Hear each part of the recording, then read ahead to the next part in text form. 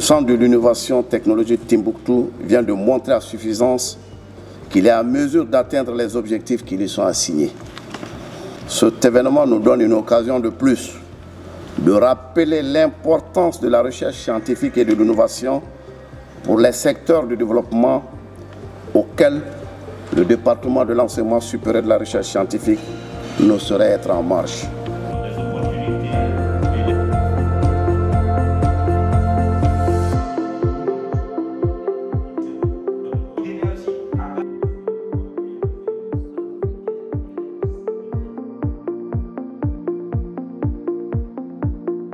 C'est une nouvelle initiative, une nouvelle imagination du PNUD pour dire que le développement peut se retrouver partout.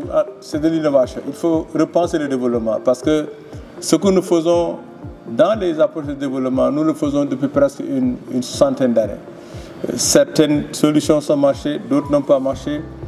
Et le PNUD a estimé nécessaire qu'il faut encore réinventer le développement. Et l'idée d'avoir cette petite équipe qui, à l'origine, qui a porté cette idée, entre dans ce cadre-là. Nous voulons vraiment sortir des sentiers battus. Et ce que vous avez fait et ce que vous avez présenté nous encourage parce que nous avons vu des jeunes Maliens qui essaient de sortir du classique et de créer des solutions en partant des problèmes pour trouver des solutions, des solutions aux problèmes de développement qui se posent aux Maliens. Parce que l'idée que nous avions en mettant Uniport, ce n'était pas seulement d'en faire un espace de recherche petite échelle, mais c'est quelque chose qu'on voudrait voir éclore et sortir des idées qui deviendraient des business, des affaires.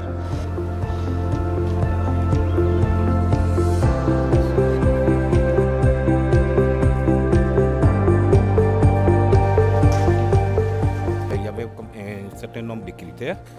Les critères étaient répartis en 4 lots, tels que par exemple la créativité, d'accord, du projet, la rentabilité, et ensuite la durabilité du projet, et ensuite maintenant le volet financement. Donc si ces projets sont réellement mis en exécution, je pense que ça pourrait être un début de solution pour notre crise énergétique. En exploitant les opportunités et le potentiel qu'offrent les énergies renouvelables, nous avons l'opportunité d'aller vers le progrès économique.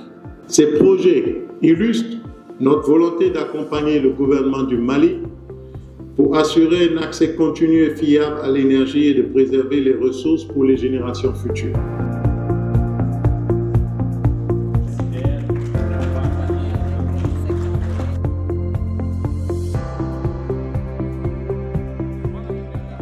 Notre projet, c'est sur un cuiseur solaire autonome.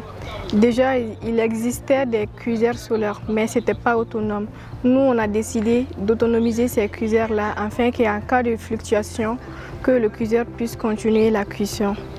C'est-à-dire que nous allons intégrer un système de stockage thermique à l'aide de la paraffine, de l'isolant et puis l'eau, pour que les femmes puissent continuer à cuisiner même au coucher du soleil.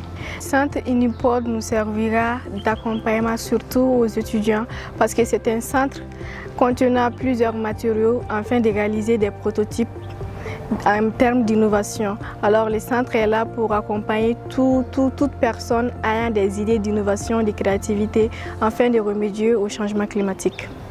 Avec la somme, nous allons acheter les matériaux qui nous manquaient et nous allons faire la réalisation du prototype. Tous les matins, à ton réveil, bonjour papa, bonjour maman, tu prends ton sac, tu vas en classe, bonjour monsieur, bonjour madame, et n'oublie pas tes camarades, je suis content pour toi. C'est toute une équipe. Alors, bien vrai, je suis le responsable de l'équipe.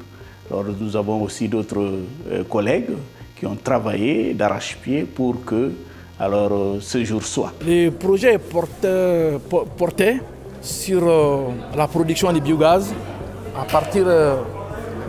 partir du fumier des poules pondeuses. Ces déchets recyclés peuvent être apportés comme nutriments alimentaires pour les bétails et ensuite comme biopesticides. Ce prototype a pour rôle de mettre en place la production du biogaz qui pourra être dans les jours à venir, aller jusqu'au stade pilote, voire industriel. C'était l'objectif que nous on s'était assis à travers notre unité mixte de recherche qui était composée de 5 membres. Nous avons ensemble élaboré ce travail pour enfin être aujourd'hui à cette hauteur.